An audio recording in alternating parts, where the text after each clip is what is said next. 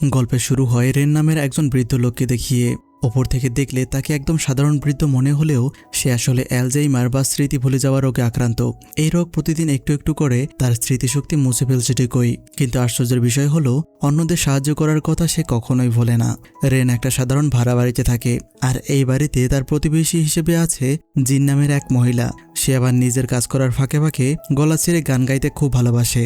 Rain সবসময় তার এই মিষ্টি সুরের প্রশংসা করে, তবে মাঝে মাঝে একটু বিরক্ত হয়ে এটাও বলে জিন যদি তার মুখটা একটু বন্ধ রাখত তাহলে চারপাশের পরিবেশটা আরও অনেক বেশি শান্তিময় হতো। যাই হোক, এই রোগের কারণে নির্দিষ্ট সময় পর পর রেনকে চেক আপ করাতে ক্লিনিকে যেতে হয়। তো একদিন ডাক্তার তাকে একটা সাধারণ পরীক্ষা দেয়, যেখানে তাকে 3টি বস্তুর নাম মনে রাখতে বলে। এরপর রেনকে একটা সহজ অঙ্কের সমাধান করতে দেওয়া হয়। রেন ছোটবেলা থেকেই অঙ্কে খুব ভালো ছিল, তাই সে সবগুলো অঙ্ক একদম সঠিকভাবে সমাধান করে ফেলে। কিন্তু যখন ওই ডাক্তার তাকে একটু আগের সেই 3টি বস্তুর নাম জিজ্ঞেস করে, তখন সে অনেক কষ্ট করেও সেগুলো আর কিছুতেই মনে করতে পারে না। এরপর বুফন নামের এই ছেলেটিকে দেখানো হয়। সে তার গ্রামের বাড়ি থেকে ট্রেন ধরে পালিয়ে আসছিল। আসলে বাড়িতে প্রায়শই হাজারো ঝামেলা আর অশান্তিতে সে একেবারে অতিষ্ঠ হয়ে গিয়েছিল। যদিও তার আন্টি তাকে জোর করে বাড়িতে ফিরে যাওয়ার কথা বলছিল, কিন্তু বুফন তার সিদ্ধান্তে একদম অটুট। তো ট্রেন থেকে নামার পর স্টেশনে সে একটা চাকরির বিজ্ঞাপনের লিফলেট খুঁজে পায়। এরপর সেই ঠিকানা অনুযায়ী সে জিয়া নামের এই লোকটার সাথে দেখা করতে চলে আসে। জিয়ার একটা গ্যারেজ আছে। সে কোনো ধরনের শিক্ষাগত যোগ্যতা এবং পুলিশ ভেরিফিকেশন ছাড়াই বুফানকে কাজ রেখে দেয়। এরপর জিয়া তাকে নিয়ে আসে রেনের বাড়িতে। জিয়া জানায় এখানে রেনের রুম পার্টনার হিসেবে তাকে থাকার জন্য জায়গা করে দেওয়া হবে, কিন্তু সেখানে গিয়ে দেখে রেন শিয়াও নামের অন্য একজন ভাড়াটেকে রীতিমতো তাড়িয়ে দিচ্ছিল। আসলে ঘটনা হলো শিয়াও রেনের ঘরে নষ্ট হয়ে যাওয়া লাইট বাল্বটা বদলে দেওয়ার চেষ্টা করছিল, কিন্তু রেনের স্মৃতি মুছে যাওয়ার সমস্যাটি তখন আবার শুরু হওয়ায় সে ভুল করে ভেবে বসে ওই লোকটা বুঝি তার বাল্ব চুরি করতে এসেছে। এই কথা শোনার পর জিয়া এবং বুফন সিদ্ধান্ত নেয় তারা শিয়াওকে সাহায্য করবে, কিন্তু ব্যাপারটা একেবারে উল্টো দিকে মোড় নেয়। রেন তাদেরকেও ডাকাত দলের সদস্য মনে করে বসে। এই চিৎকার আর চেঁচামেচির শব্দ হঠাৎ করেই রেনকে তার অতীতের স্মৃতিতে ফিরিয়ে নিয়ে যায়। এখানে আমরা জানতে পারি রেন আগে একজন ওয়েট লিফটিং কোচ ছিল। তো এসবের মাঝেই হঠাৎ কোনো এক অজানা কারণে রেন ভুল করে ওই অচেনা বুফানকেই নিজের ছেলে ভাবতে শুরু করে, যে ছেলে কিনা বহুদিন আগে তার বাড়ি থেকে পালিয়ে গিয়েছিল। পরিস্থিতি বেশি ঘোলাটে হয়ে গেলে শেষমেশ রেনকে জোর করে আবারও ক্লিনিকে নিয়ে যেতে হয়। ক্লিনিকে আসার পর তার প্রতিবেশীরা প্রথমবারের মতো জানতে পারে রেন বর্তমানে স্টেজ 2 অ্যালজাইমারে আক্রান্ত। ডাক্তার তখন তাদের বুঝিয়ে বলে এই রোগের একটা ভালো দিক হলো রোগীকে অন্যান্য জটিল রোগের মতো কোনো শারীরিক ব্যথা সহ্য করতে হয় না, তবে এই রোগের কারণে তার কাছের মানুষদের যে চরম ভোগান্তিতে পড়তে হবে সেটা একদম নিশ্চিত। আর রেনের যে অবস্থা, তাতে তার আবেগ আর মানসিক অবস্থা ঠিক রাখার জন্য তার কাছের মানুষদের খুব ভালো অভিনয়ের দক্ষতার প্রয়োজন। এই কথা শোনার পর জিয়া, জিন আর শিয়াও তিনজন সাথে সাথে বুফানের দিকে তাকায়। তাদের এই তাকানোর আসল অর্থ বুঝতে পেরে সেই মুহূর্তেই বুফান সেখান থেকে পালিয়ে যাওয়ার সিদ্ধান্ত নেয়। সে তো এখানে কাজ করতে এসেছে, অভিনয় করতে নয়। কিন্তু তার এই সিদ্ধান্ত বদলে যায় যখন জিয়া তাকে স্থায়ী কর্মী হিসেবে গ্যারেজে নিতে রাজি হয় এবং তার বেতনও কয়েকগুণ বাড়িয়ে দেওয়ার প্রস্তাব দেয়। টাকার কাছে হার মেনে বুফান এই নকল ছেলের চরিত্রে অভিনয় করতে রাজি হয়ে যায়। এরপর রাতে বুফানকে রেনের বাড়িতে নিয়ে গেলে সে রেনের সেই আসল ছেলের সম্পর্কে খোঁজখবর নেওয়া শুরু করে। আর তখন জানা যায় রেনের সেই ছেলের নাম ছিল জ্যাং, যে কিনা একজন প্রাক্তন অ্যাথলেট ছিল। রেন নিজেই তাকে কঠোর প্রশিক্ষণ দিত, কিন্তু রেনের দেওয়া ট্রেনিং এতটাই কঠোর আর অমানবিক ছিল যে সেটা ওই ছেলেকে বিরক্ত করে তোলে, আর সে রেনের বাড়ি থেকে চিরতরে পালিয়ে যায়। জ্যাংয়ের ছবি দেখার পর বুফন বলে ওঠে রেনের ছেলে হিসেবে অভিনয় করা তার পক্ষে কিছুতেই সম্ভব নয়, কারণ রেনের ছেলের বর্তমান বয়স হয়তো বুফনের বাবার বয়সের প্রায় সমান হবে। কিন্তু জিয়া এবং বাকিরা তাকে বোঝায় এটা মোটেও কোনো সমস্যা নয়, কারণ রেন নিজেই তোমাকে তার ছেলের মতো দেখতে শুরু করেছে। এছাড়া সে তার আশেপাশের পরিচিত মানুষগুলোকেও ধীরে ধীরে ভুলে যেতে শুরু করেছে। তাই রেনের আবেগের কথা মাথায় রেখে এই 4 জন মানুষ এখন রেনের জীবনে এক নতুন ভূমিকায় অবতীর্ণ হয়। আর সেই রাত থেকেই বুফান রেনের ছেলে হিসেবে নিজের অভিনয় শুরু করে। জ্যাংয়ের ফেলে যাওয়া সেই পুরনো ঘরেই তার থাকার জায়গা হয়। ঘরের ভেতর বুফান তার মৃত দাদির চিতাভস্মের দিকে তাকিয়ে তার মৃত্যুর দিনের কথা মনে করতে থাকে। এই দাদি তাকে ছোটবেলা থেকে অনেক আদর করে বড় করে তুলেছিল। দাদির সেই চলে যাওয়াই বুফানকে বাড়ি থেকে পালাতে বাধ্য করেছে, কারণ দাদি মারা যাওয়ার পর পরিবারের অন্য সদস্যদের একের পর এক সমস্যা ছাড়া আর কিছুই অবশিষ্ট ছিল না তার জীবনে। এরপর বুফান তার দাদির চিতাভস্ম বিছানার নিচে যত্ন করে রেখে দেয়। সে তার মৃত দাদির কাছে প্রতিজ্ঞা করে ভবিষ্যতে টাকা জমিয়ে তার এই চিতাভস্ম ভালো কোনো জায়গায় সংরক্ষণ করবে। পরদিন সকালে বেড থেকে পরে গিয়ে বুফানের ঘুম ভাঙে। এরপর বিছানার নিচে তাকিয়ে দেখে সেখানে তার দাদির চিতাভস্মের সেই কৌটোটা আর নেই। এরপর খুঁজতে গিয়ে দেখে রেন তার দাদির চিতাভস্ম পানিতে গলিয়ে চা বানানোর প্রস্তুতি নিচ্ছে। এই দৃশ্য দেখে বুফানের তো প্রায় হার্ট অ্যাটাক হওয়ার অবস্থা। পানি দেওয়ার 1 সেকেন্ড আগে কোনো মতে সে ভস্মগুলো বাঁচাতে সক্ষম হয়, তবে ভুল করে একটুখানি তার মুখে পড়লে সে টেস্ট করে বুঝতে পারে এটা তার দাদির চিতাভস্ম নয়। আসলে শিয়াও বুফানের সাথে একটু মজা করার জন্য চিতাভস্মের জায়গায় পাউডার রেখে দিয়েছিল। কিন্তু বুফান রীতিমতো চমকে ওঠে যখন সে আয়নায় দেখে তার কথিত বাবা তার মাথার একপাশের চুল একদম কামিয়ে দিয়েছে। এই পাগলাটে চেহারা দেখে বুফান প্রচণ্ড রেগে যায়। তবে এর চেয়েও অবাক করা ব্যাপার হলো তার এই বাবা রাতের বেলা তার সব জামাকাপড় বাইরে ফেলে দিয়েছে, যার সাথে পকেটে থাকা তার আসল আইডি কার্ড আর সব জিনিসপত্র গায়েব হয়ে গিয়েছে। এর ফলে বুফান পাগলের মতো ময়লা সংগ্রহকারী গাড়ির পেছনে ছুটতে শুরু করে। দৌড়াতে গিয়ে বেচারার পায়ের স্যান্ডেলগুলো ছিঁড়ে রাস্তায় পড়ে থাকে, তবুও সে থামে না। এভাবে এক পায়ে দৌড়তে দৌড়তে একটা সময় সে গাড়িটি খুঁজে পায়। এরপর তাড়াহুড়ো করে ময়লার মধ্যে নিজের জিনিসগুলো খুঁজতে শুরু করে, কিন্তু তখনই আবার নতুন ময়লা লোড করায় তার জিনিসগুলো একদম নিচে পড়ে যায়। এর ফলে চিরতরে সে তার জিনিসগুলো হারিয়ে ফেলে। তো নিজের সব সম্বল হারিয়ে বুফান যখন চরম আতঙ্কে ভুগছিল, ঠিক তখন ওই রেন তার ফেলে যাওয়া ছেলের জন্য সযত্নে রাখা কিছু জিনিস তাকে দেয়। বুফান দেখে রেন এবং জ্যাং মিলে একটা সময় ভবিষ্যতের জন্য টাকা জমিয়েছিল, আর সেই টাকার পরিমাণ এতটাই ছিল যে তার মৃত দাদের চিতাভস্ম রাখার জন্য একটা জায়গা কিনতে পারবে। তো বুফান সেই সব টাকা ব্যাংক থেকে তুলে নেওয়ার সিদ্ধান্ত নেয়। তবে ব্যাংকে দাঁড়িয়ে সে ভাবছিল সে হয়তো ধরা পড়ে যাবে, কিন্তু যখন সে সঠিক পিন নম্বরটা চেপে দেয় তখন মুহূর্তেই বুফানের চেহারায় স্বস্তির ছাপ ফুটে ওঠে। তবে বিপত্তি ঘটে অন্য জায়গায়। ব্যাংক টেলার যখন রেনকে দাদু বলে সম্বোধন করে তখন সেটা শুনে রেন রেগে আগুন হয়ে যায়, কারণ সে নিজেকে এখনো তরুণ ভাবছিল। এরপর রেন সামনের কাছের দিকে তাকিয়ে নিজের চেহারা দেখে, আর নিজের এই বৃদ্ধ রূপ দেখার পর দুর্ভাগ্যবশত তার আসল স্মৃতি হঠাৎ করেই ফিরে আসে এবং সে মুহূর্তেই বুফানকে নিজের ছেলে হিসেবে চিনতে সম্পূর্ণ অস্বীকার করে। এই দেখে ব্যাংকের কর্মকর্তারা বুফানকে ফ্রড ভেবে গার্ড দিয়ে বন্দি করার চেষ্টা করে, কিন্তু কয়েক মিনিট পরেই রেনের স্মৃতিভ্রম আবার শুরু হয়, আর সে আবার বুফানকে নিজের ছেলে ভাবতে শুরু করে এবং গার্ডদের মেরে একদম আলোবার্তা বানিয়ে ফেলে। এদিকে জিয়ে বুফানের সাথে ঘটে যাওয়া এসব কাণ্ড দেখে হাসতে শুরু করে, তবুও সে কথা দেয় বুফানের হারিয়ে যাওয়া আইডি কার্ডের একটা ব্যবস্থা করবে।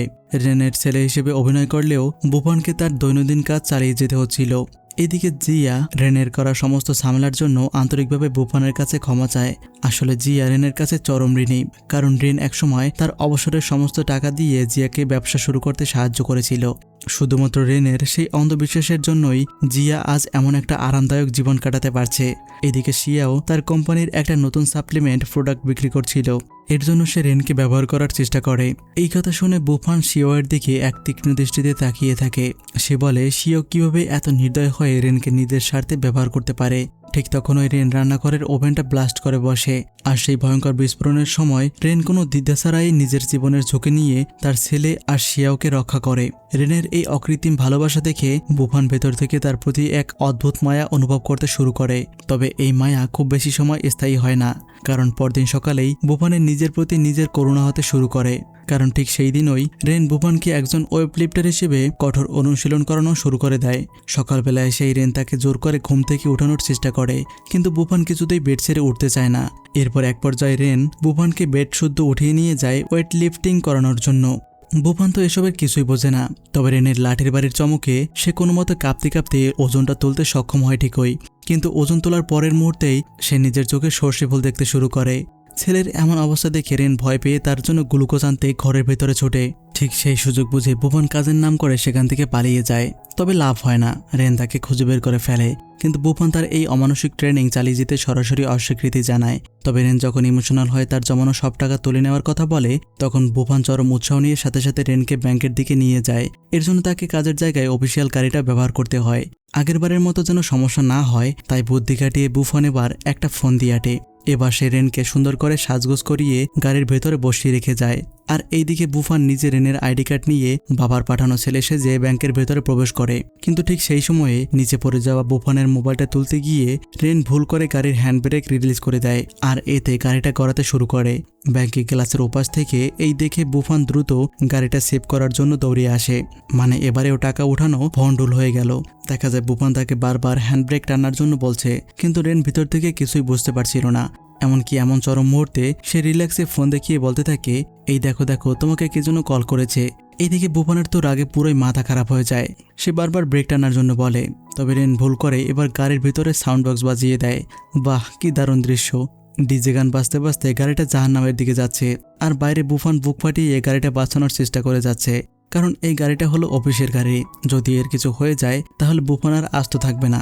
গাড়িটা বাঁচাতে গিয়ে বুফান কয়েকবার রাস্তায় আসার পর্যন্ত খায়, কিন্তু তবুও সে থামে না।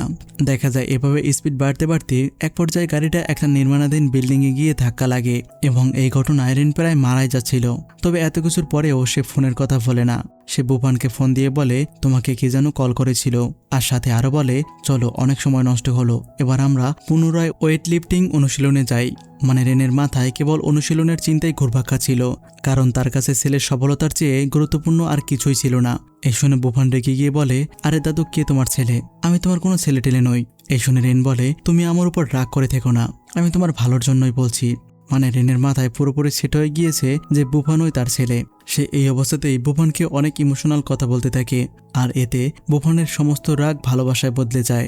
এরপর সিন চেঞ্জ হলে দেখা যায় জিয়া গাড়ির এই অবস্থা দেখে বুফানের উপর চরমভাবে রেগে গিয়েছে, কারণ বুফান কোনো অনুমতি ছাড়াই গাড়ি নিয়ে এসেছিল এবং এখন গাড়িটার এই বেহাল দশা করে ফেলেছে।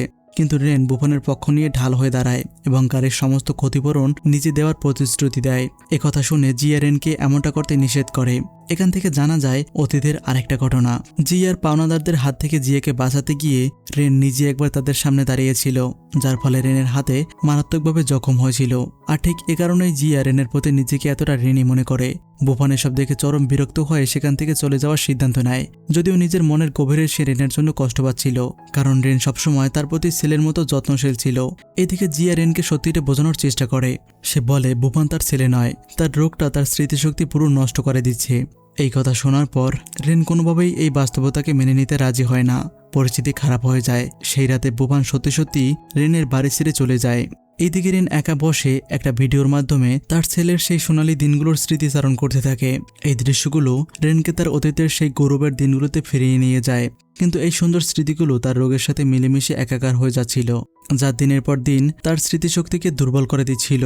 ঘুম থেকে ওঠার পর রেনের প্রথমেই তার ছেলের অনুশীলনের কথা মনে পড়ে, কিন্তু রেন তখন ঘরে শুধু উজাং স্টেশনের একটা ট্রেনের টিকিট খুঁজে পায়। ঠিক সেই মুহূর্তেই রেন তার ছেলের চলে যাওয়া আটকাতে তাড়াহুড়ো করে বেরিয়ে পড়ে।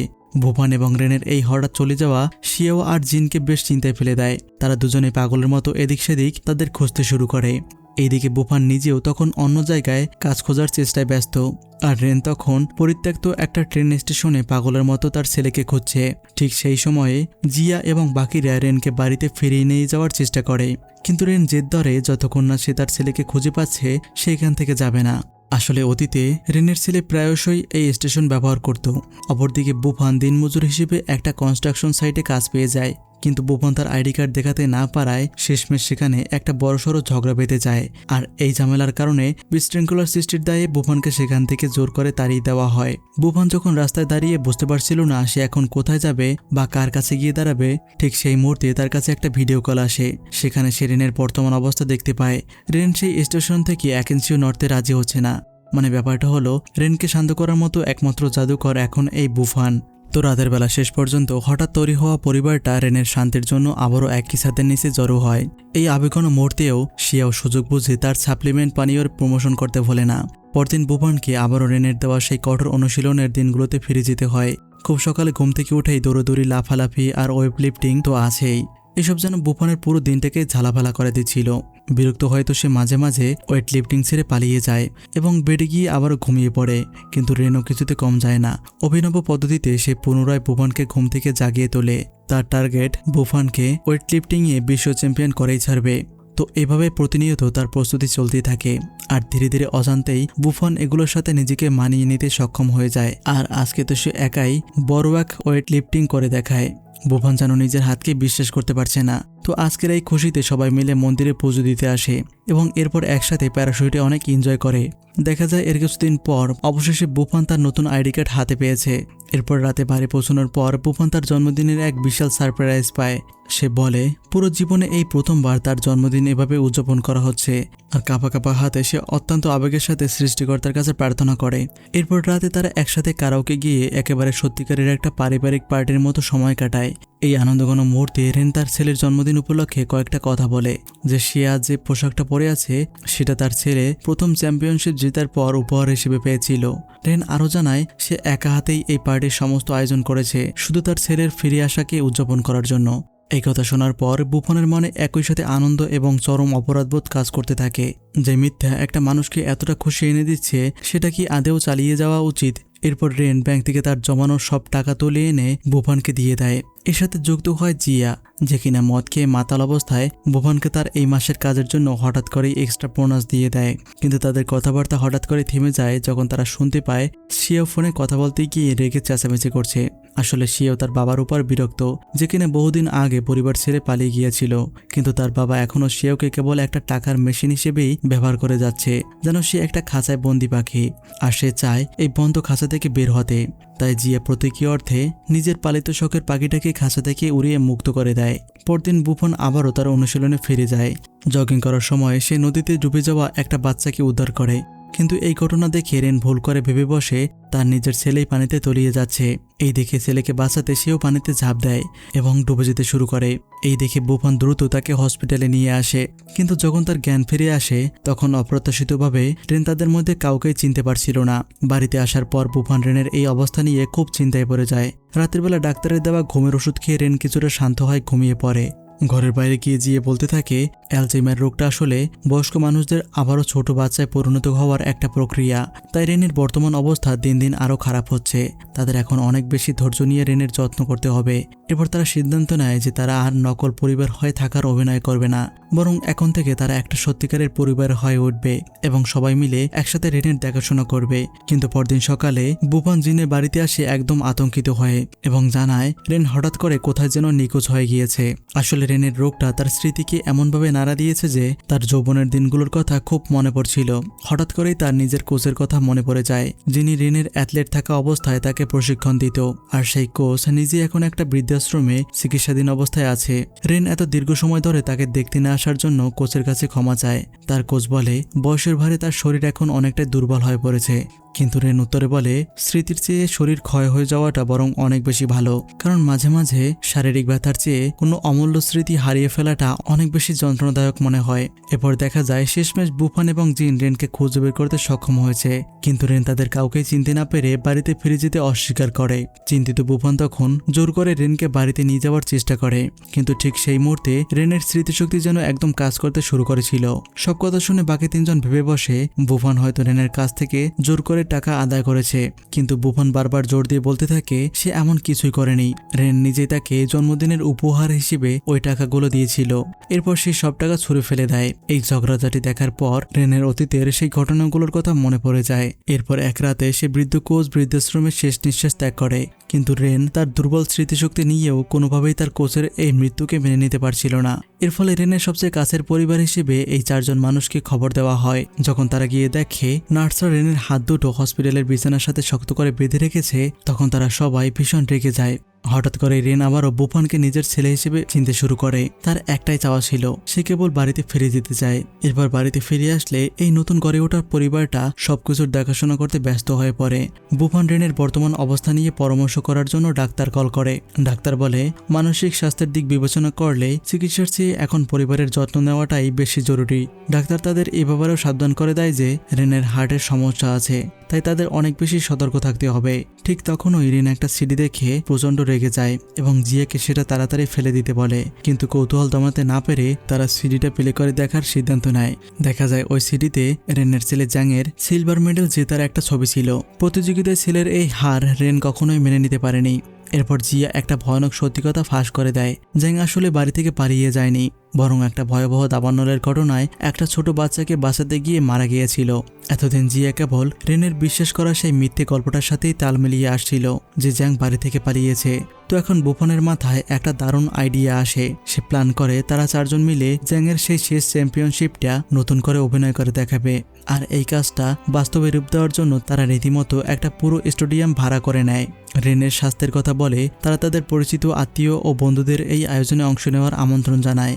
আর ব্যাপারটাকে একদম বাস্তবের মতো সাজানোর জন্য বুফান জিয়ার গ্যারেজের নিয়মিত কাস্টমার দামাই নামের একজন বিদেশিকে বলে তার বিদেশি বন্ধুদের নিয়ে আসতে। যাতে তারা অন্য দেশের প্রতিযোগী হিসেবে অভিনয় করতে পারে। এমনকি জিয়ার কাছে একসময় টাকা পাওয়া সেই গুন্ডারাও এই প্রতিযোগিতায় অংশ নিতে চলে আসে। রেনকে তখন অর্ধঘুমন্ত অবস্থায় সেই স্টেডিয়ামে নিয়ে আসা হয়, আর ঠিক তখনই তাদের সাজানো এই প্রতিযোগিতার অভিনয় শুরু হয়। কিন্তু এসব দৃশ্য দেখার পর রেন বুঝতে পারে যে এই প্রতিযোগিতায় কোথাও একটা গন্ডগোল আছে। এরপর দামাই, যে কিনা ফ্রান্সের প্রতিযোগী হিসেবে অংশ নিচ্ছিল, সে স্টেজে এসে তার শক্তি দেখানোর জন্য প্রস্তুত হয়। কিন্তু ঠিক তখনই রেনের পরিষ্কার মনে পড়ে যায় প্রতিযোগিতার সময় ফ্রান্সের প্রতিযোগী তার পায়ে মারাত্মক আঘাত পেয়েছিল। এরপর আসে চীনের প্রতিযোগীর পালা, যে কিনা অন্য কেউ নয় বরং বুফান নিজেই। আর সৌভাগ্যবশত রেন বুফানকে নিজের ছেলে হিসেবেই মনে করছিল। আর বাকি প্রতিযোগীরা তখন দর্শক সারিতে বসে থাকা পরিচালকের ইশারা অনুযায়ী কাজ করতে থাকে। একে একে সব প্রতিযোগী তাদের পারফরমেন্স দেখায়। আর বুফান যখন পারফর্ম করছিল তখন রেনকে খুবই চিন্তিত দেখাচ্ছিল। কিন্তু মাঝপথেই যখন বুফানের ব্যবহার করা নকল ওজন তোলার প্লেটটা ভেঙে টুকরো টুকরো হয়ে যায়, তখন তাদের এই পুরো অভিনয়টাই একটা লজ্জাজনক পরিস্থিতির মুখে পড়ে। এমন সময় বুফান আসল ওজন তোলার প্লেট ব্যবহার করার সিদ্ধান্ত নিয়ে ফেলে। ঠিক সেই সময়ে রেন হঠাৎ করে তার সিট থেকে উঠে পড়ে এবং বুফানের সাথে দেখা করার জন্য জোর করতে থাকে। অবাক করার ব্যাপার হলো, রেন নিজেই আবার সব সিকিউরিটি গার্ডদের নির্দেশ দেয় যাতে তারা তাকে বুফানের সাথে দেখা করতে বাধা দেয়। কারণ সত্যি বলতে অতীতে ঠিক এমন একটাই ঘটনা ঘটেছিল। সেই সময় রেন জোর করে জ্যাংয়ের সাথে দেখা করেছিল এবং তাকে কাদের শক্তির উপর জোর দিতে বলেছিল, কারণ সে জানতো ছোটবেলা থেকে জ্যাংয়ের পা বেশ দুর্বল। তারা এই সিদ্ধান্তের বিরোধিতা স্বয়ং কোচও করেছিল, কিন্তু শেষ পর্যন্ত জ্যাং তার বাবার কথাটাই মেনে নিয়েছিল। তবে রেনকে ততক্ষণে স্টেডিয়াম থেকে বের করে দেওয়া হয়েছিল, তাই সে জানতেই পারেনি যে বাবার কথা শুনতে গিয়েই জ্যাং ভয়াবহ ইনজুরির শিকার হয়েছিল। এই ব্যর্থতার পর রেন উল্টো ভেবে বসে যে জ্যাং বোধহয় তার কথা শোনেনি। যদিও জ্যাং বারবার বোঝানোর চেষ্টা করছিল সে আসলেই বাবার কথা মতো কাজ করেছে। এই ঘটনার ঠিক 2 মাস পর রেনের স্ত্রী তার উপর চরম ঘৃণা নিয়ে শেষ নিঃশ্বাস ত্যাগ করেছিল, কারণ সে মনে করত রেন নিজের ইচ্ছেগুলো জোর করে ছেলের উপর চাপিয়ে দিয়েছিল। আর এই ঘটনাটাই রেনের জীবনের অন্যতম বড় একটা আক্ষেপে পরিণত হয়েছিল। তাই নতুন করে সাজানো এই ওয়ার্ল্ড চ্যাম্পিয়নশিপে রেন এবার বুফানকে অন্য কথা বলে। এদিকে একেবারে আসল ওজন নিয়ে বুফান ও রেনের স্মৃতির সেই তিক্ত ইতিহাস বদলে দেওয়ার আপ্রাণ চেষ্টা করছিল, কিন্তু নিয়তির লিখন বদলানো যায় না। এর 1 বছর পর হার্টের সমস্যায় রেন পৃথিবীর মায়া ত্যাগ করে চলে যায়। মৃত রেনের মোবাইল ফোন চেক করার সময় জিন সেখানে একটা ভিডিও খুঁজে পায়। এরপর তারা সবাই মিলে সেই ভিডিওটা দেখতে বসে। ভিডিওতে রেনকে দেখে মনে হচ্ছিল তার স্মৃতিশক্তি তখন বেশ ভালো অবস্থায় আছে, কারণ সে এই হঠাৎ তৈরি হওয়া পরিবারের সবাইকে তাদের আসল পরিচয় ধরে সম্বোধন করছিল এবং তার এত যত্ন নেওয়ার জন্য সবাইকে অনেক ধন্যবাদ জানিয়েছে। এরপর রেন পরিবারের প্রতিটি সদস্যের জন্য আলাদা করে কিছু কথা বলে, যার শুরুটা হয় জিয়াকে দিয়ে, যে কিনা কাজের জায়গায় কোনো সমস্যা হলেই মদ খেয়ে মাতাল হয়ে থাকতো। এরপর রেন শিওকে নিয়ে কথা বলে, যে তাকে সবসময় এমন সব সাপ্লিমেন্ট পানীয় দিত যেগুলো খেতে জঘন্য ছিল, কিন্তু তারপরেও প্রতি বছর নববর্ষের সময় সেও সবসময় রেনের সাথে সময় কাটাতো। তার উপরের তলায় সেই প্রতিবেশীর কথাও সে বাদ দেয়নি, যে কিনা প্রায়শই তার মিষ্টি সুরের পাশাপাশি বেসুরেও গান গাইতো। রেন বলে সে সবসময় তার সেই বেসুরে গানগুলোকে মিস করবে। সবশেষে বুফান, সেই ছেলেটা যে এতদিন ধরে রেনের ছেলে হিসেবে অভিনয় করে টিকে থাকার জন্য লড়াই করছিল। রেনের দৃঢ় বিশ্বাস ছিল একদিন সে মারা গেলেও ভুলবে না যে বুফান তার নিজের ছেলে। রেন প্রার্থনা করে যেন সৃষ্টিকর্তা বুফানের সমস্ত উপকারের প্রতিদান হিসেবে তাকে সুখ আর আনন্দ দেয়। তার বার্তার একদম শেষে রেন খুব ভালোভাবেই বুঝতে পারছিল যে দিন দিন তার রোগটা তার সব স্মৃতি মুছে ফেলেছে। আর রেনের সবচেয়ে বড় ভয়ের জায়গাটা ছিল সে হয়তো একদিন সত্যি তার জীবনের সবচেয়ে দামি এই 4 জন মানুষকে পুরোপুরি ভুলে যাবে। রেন তার এই পরিবারের সবাইকে আবারও অসংখ্য ধন্যবাদ জানায়। এই ভিডিওটা দেখার পর তাদের সবার চোখ থেকে আবারও জল গড়িয়ে পড়ে। এরপর তারা 4 জন রেনের সমাধির কাছে আসে এবং মন ভরে তাকে স্মরণ করে। আসলে রেনের এই গল্পটা আমাদের শিখিয়ে দেয় কখনো কখনো কাছের মানুষও দূরে চলে যায়, আবার অচেনা মানুষও একদম কাছের মানুষ হয়ে ওঠে।